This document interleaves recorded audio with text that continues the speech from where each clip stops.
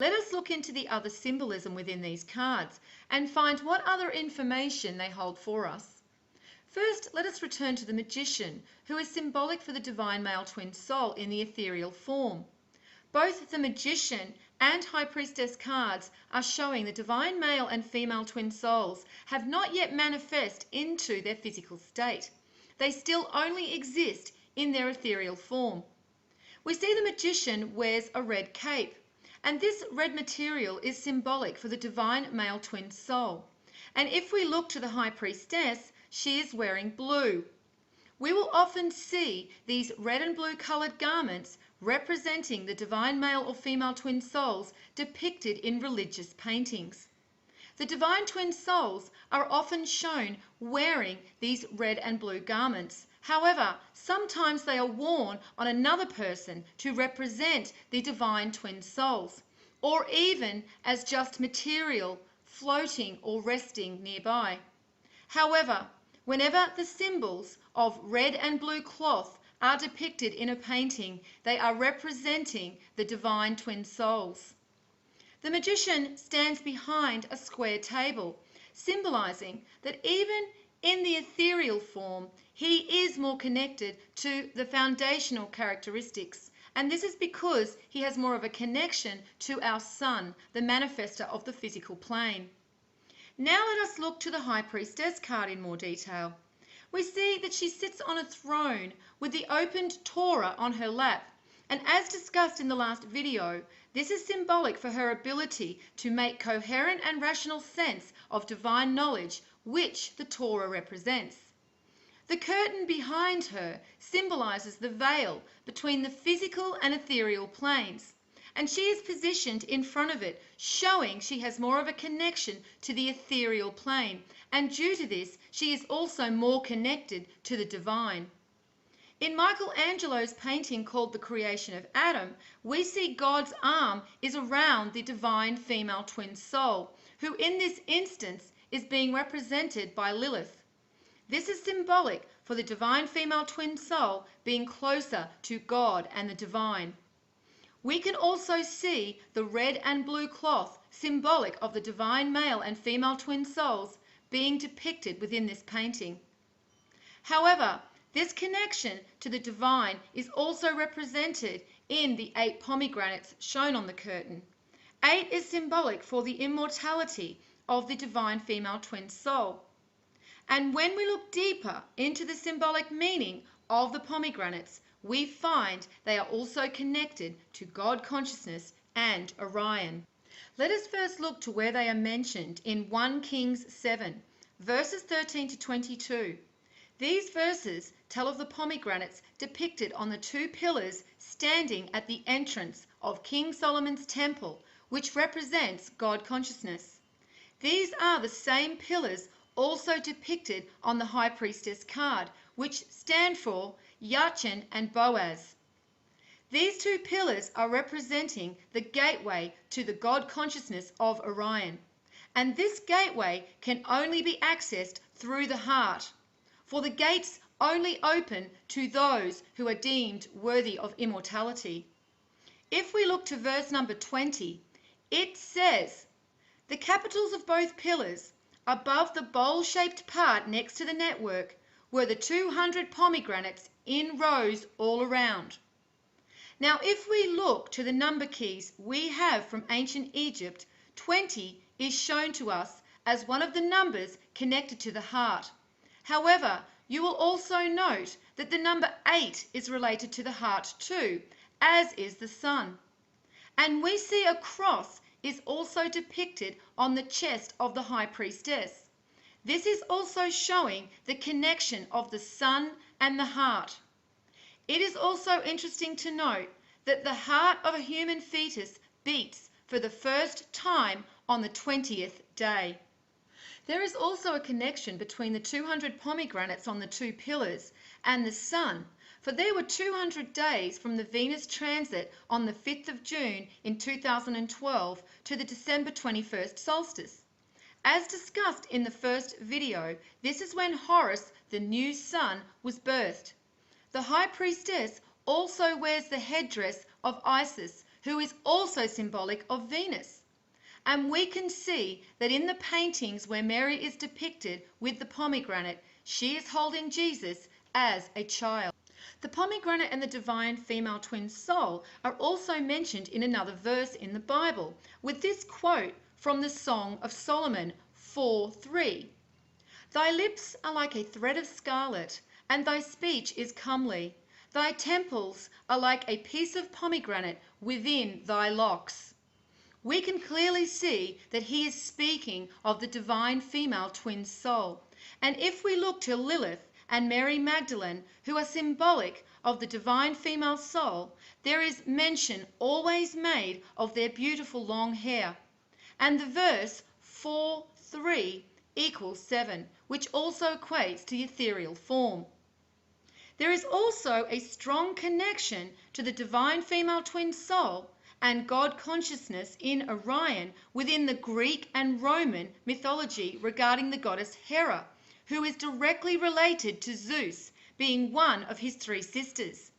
In Greek mythology, it is Zeus who is symbolic of Orion and God consciousness.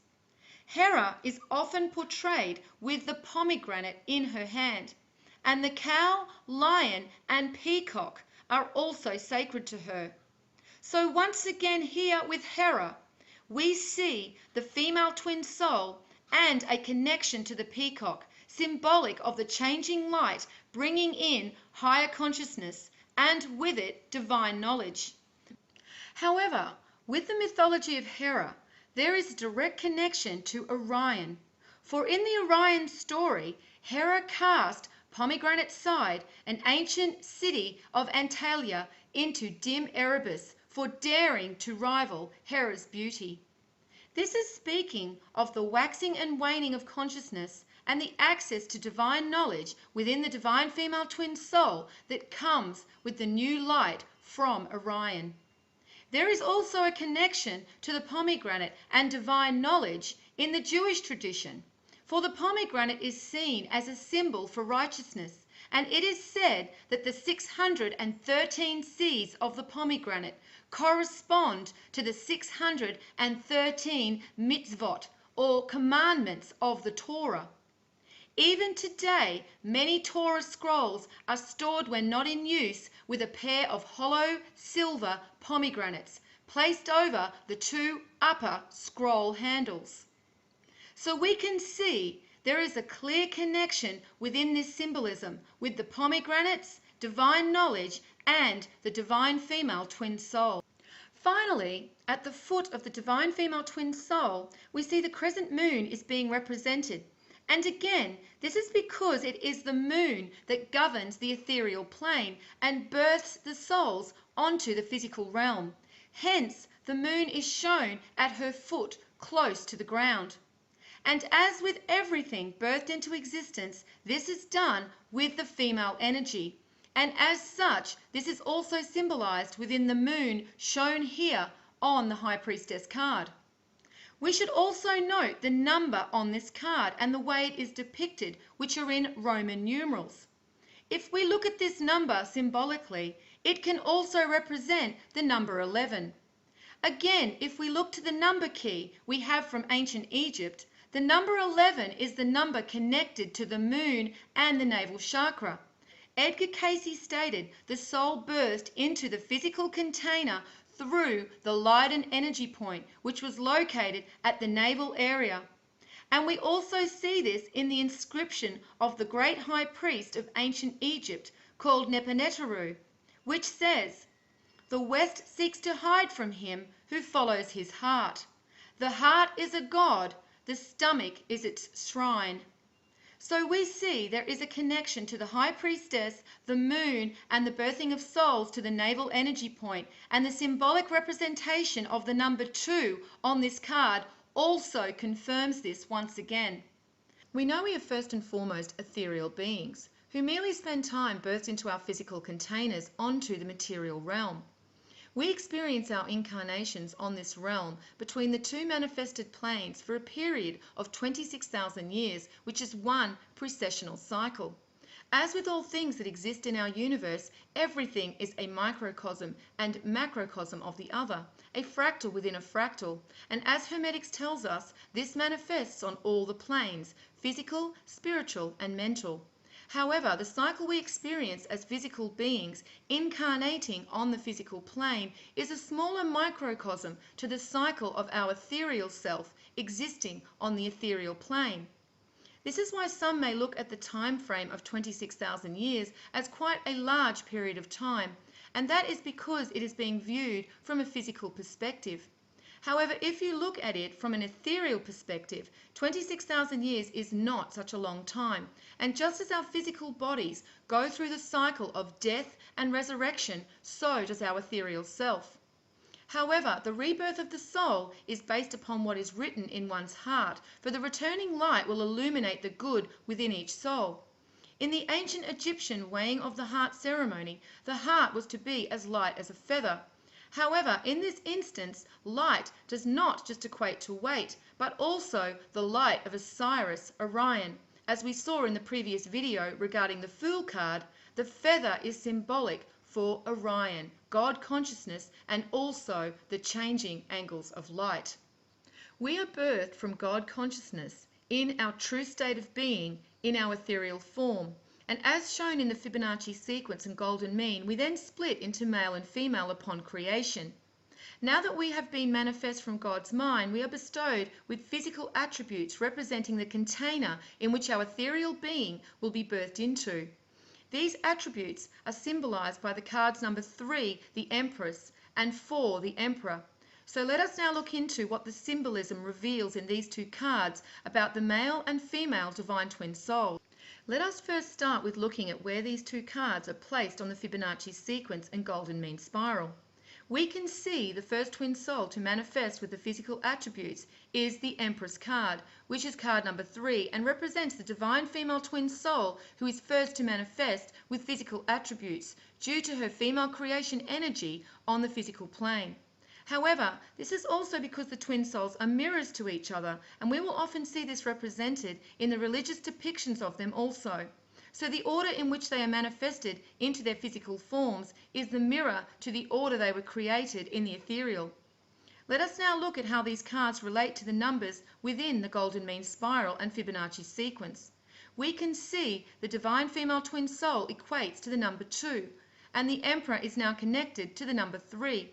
However, if we look at the golden mean section where the Emperor is placed, it encompasses all the other sections, and due to it equating to the number 3 within the Fibonacci sequence, this is representing the Trinity held within this whole golden mean section. So not only do we see the 3 being depicted in the Empress Tarot card connecting her to the Divine Trinity, we now see it connected to the Emperor due to his placement within the sequence. So with the Empress equating to a 2 on the Fibonacci sequence and then correlating that to the number keys from ancient Egypt, the number 2 relates to 20 and the heart. And we also see the white heart clearly represented on the Empress card. This is symbolic of her connection with the divine and her ethereal self through the good intentions of a pure heart. With the Emperor being connected to the number 3 in the Fibonacci sequence, if we look to the number keys we have from ancient Egypt, this number connects him to the navel chakra.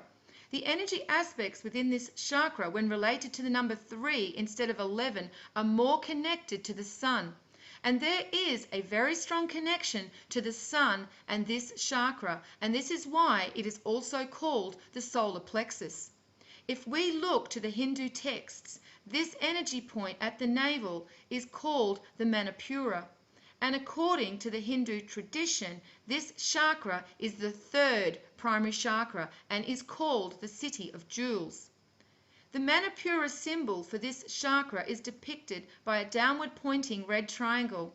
The area inside of the triangle is called the fire region, and the yellow circle in which it is situated is showing a connection to the sun energy. And as the triangle is pointing down, this is showing this energy is manifest below onto the earthly plane within the male twin soul. This triangle is also representing the Trinity birthed onto the physical plane, for within every soul is a part of the other as well as the divine. The 10 petals are showing the infinite cycle of the souls, rebirthed into the physical bodies and reuniting with God consciousness, as 10 is an infinite number. For if you divide it by the Trinity, you will get an infinite number, 3.3333 to infinity. We can see the number 10 is also represented in the Kabbalah Tree of Life diagrams by alchemists Kircher and Robert Flood, who show 10 spikes or rays at the top and bottom of the Tree of Life to indicate that this cycle of birth and rebirth of the soul is infinite. The Hindu texts also relate the fire region within the triangle to the god Vani, who is shining red with 4 arms and is seated on a ram. So we see a connection to the god Vani, the ram, and this chakra, and the ram's heads on the Emperor card. We also see that the god Vani has 4 arms, and let us not forget that even though the Emperor is in the number 3 position in the Fibonacci sequence, he is still also a number 4 in the tarot. The stone chair he sits upon is also representing a square, which also equates to the number 4 and symbolizes the foundational and earthly instinctive attributes he brings down with him. As mentioned previously, these foundational attributes are also the reason why the male soul is the first to forget his divinity as we move into a time of lower consciousness within the cycle. Once the memory of their true self is lost, they use their foundational attributes to take power and take control over the physical on the material plane. However, this is a result of the waning light of consciousness, so should not be viewed as evil or negative. It is just a part of the cycle of consciousness we exist in.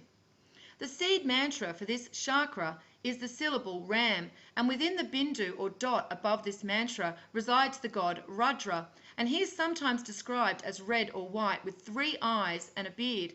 Rudra is one of the names used for the god Shiva, so we can see a direct connection to Rudra and Shiva, the divine male twin soul in the ethereal form.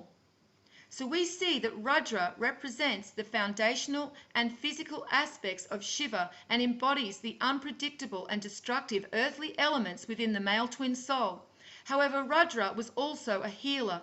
So we see these renewing forces are also present within these foundational characteristics of the divine male twin soul. Rudra is also said to be the early form of Shiva. This is symbolic of the divine male soul evolving from his physical form into his ethereal self, represented by Shiva.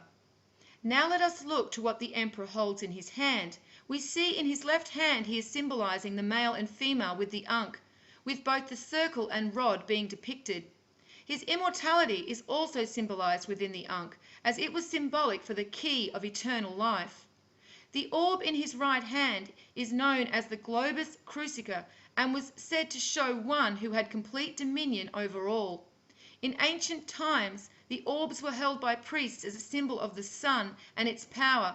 However, the real truth has been obscured, and the orb is actually symbolic for the receptacle of the divine knowledge he holds within him. This orb has had many changes in the way it has been depicted throughout the ages. However, we can see in this very early depiction of the Emperor Frederick I Barbarossa, dated 1188, that he holds the symbol of the orb as a circle and cross, and below it is a book, indicating knowledge being brought down to the physical plane from the higher consciousness in the light of Orion, transmuted through the sun. We also see in this painting by Leonardo da Vinci that the orb is clear, representing that the Holy Spirit that brings in higher consciousness is not definable. The 5 gems on his crown show that his divinity is in his destiny, for the number 5 relates to the agreement or covenant with the divine made by the soul. For the soul's potential is known to itself and God consciousness before it is manifest onto the physical plane.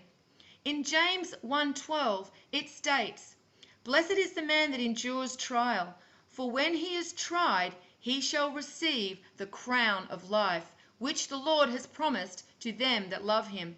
We also see this Bible verse is 1:12, which equates to the number 4. Once again, the Emperor Tarot card is a number 4. Now let us look at the Empress card in more detail.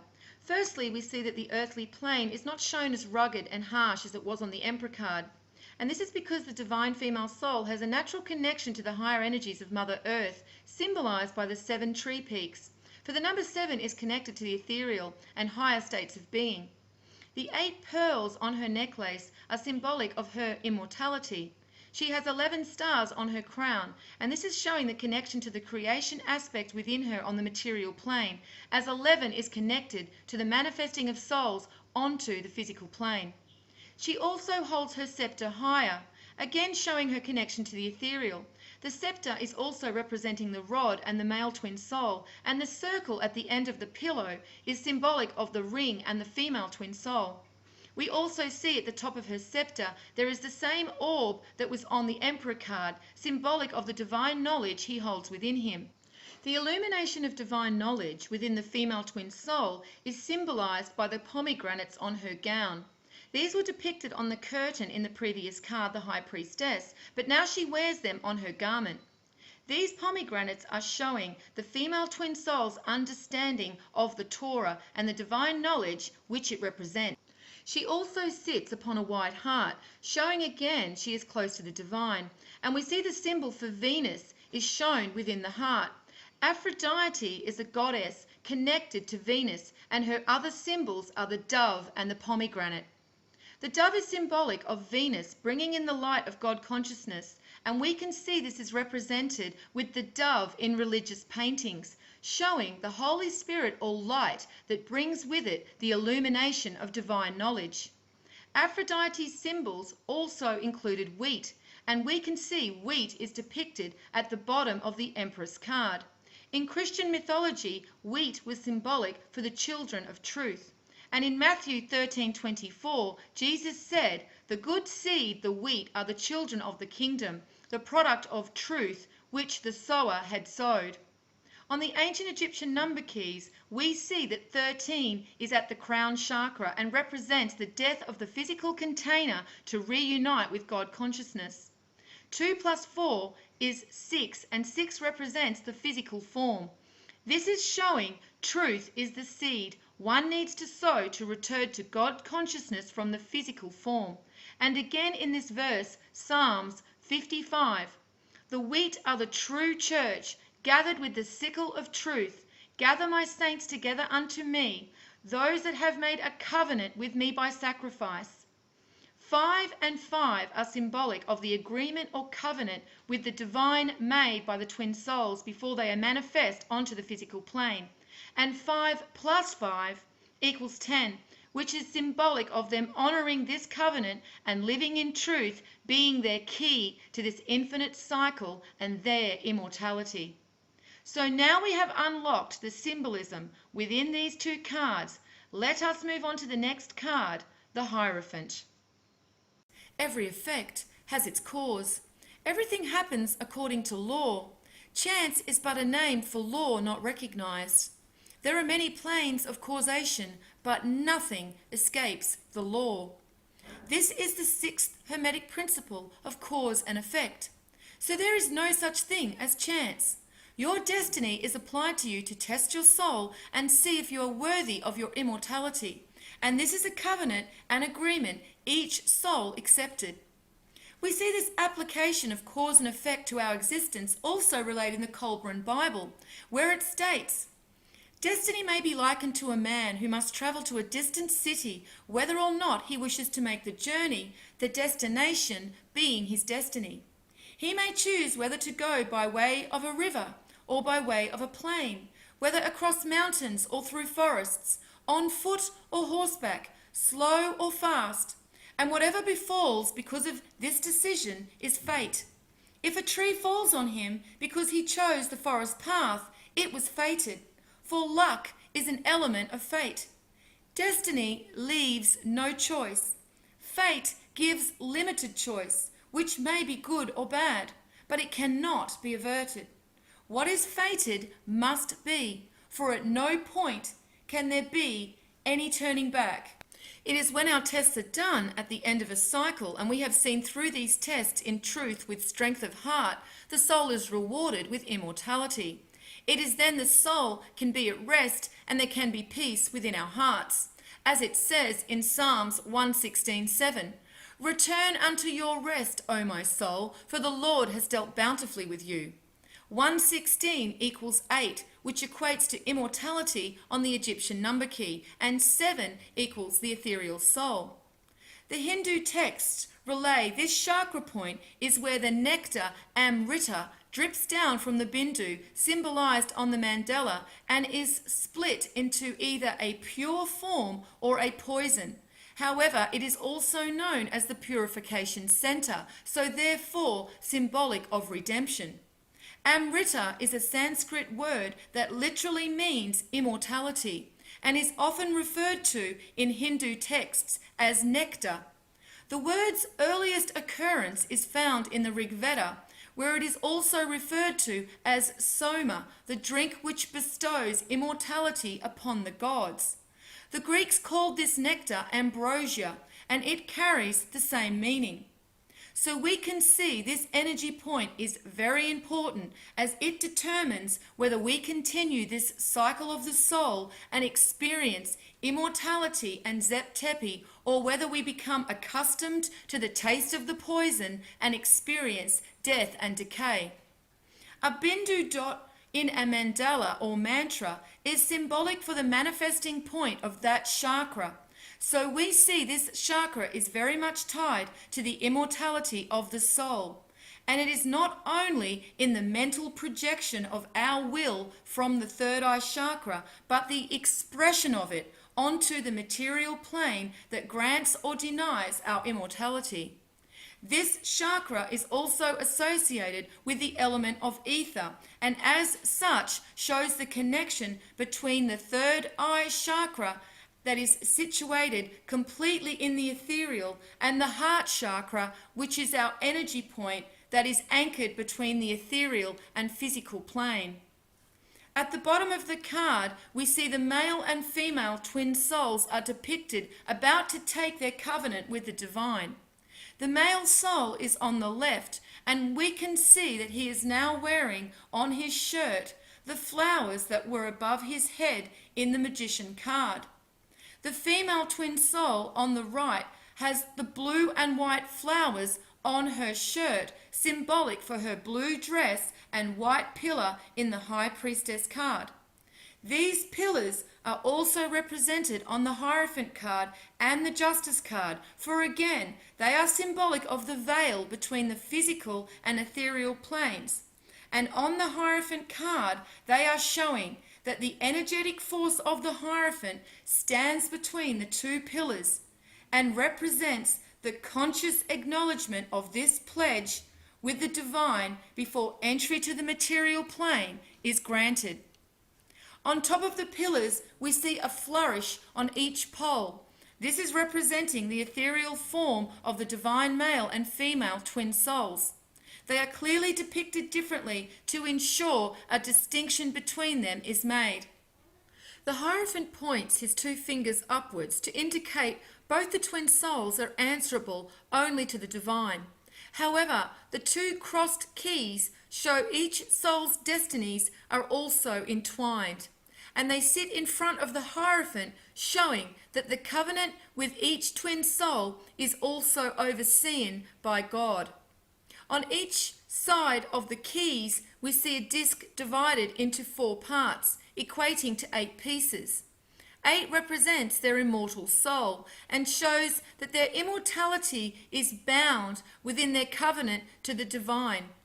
So now we have 8 shown on each side of the key, representing the immortal soul of the male and female twin souls. However, if we look on the shoes of the Hierophant, we have our third 8. So now we have the 2 immortal twin souls represented, and the third 8 is symbolic of their immortality being connected to the Hierophant and their covenant. We also see the discs can represent 6, which is symbolic of the physical form. And when we add them together, we again get 12. And let us not forget that the Fibonacci sequence also equates to a 12. As mentioned previously, 12 is symbolic of the divine male and female twin soul before they have reunited back with God consciousness. We also see 12 depicted on the front of the Hierophant's garments with the 3 crosses. Together, this equates to 24.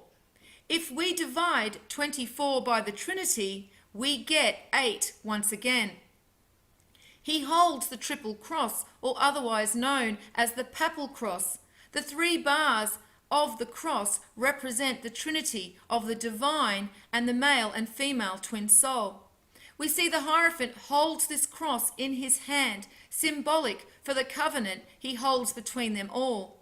His crown with 18 spikes is depicting that it is through this covenant they will reach the reunification with the divine and transform into the divine number of 9.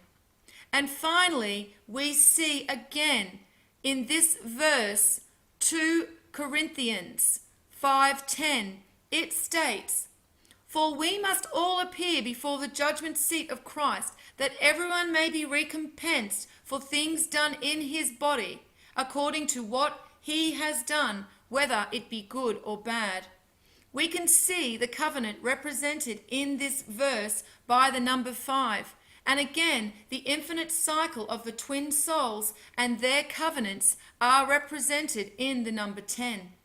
So now we understand the Hierophant, and that he is not a religious figure, but instead is symbolic of our own individual soul agreements with the divine.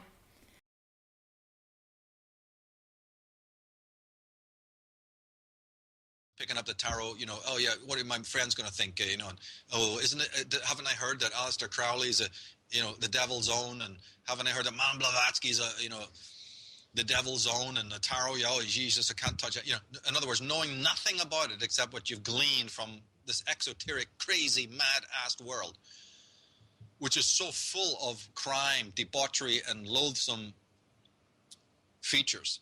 But now we're experts in knowing that the tarot's evil, right? What can you do with people like that, right? Yeah. But that's okay. That's just the product of little learning. It's not voodoo. It's not witchcraft.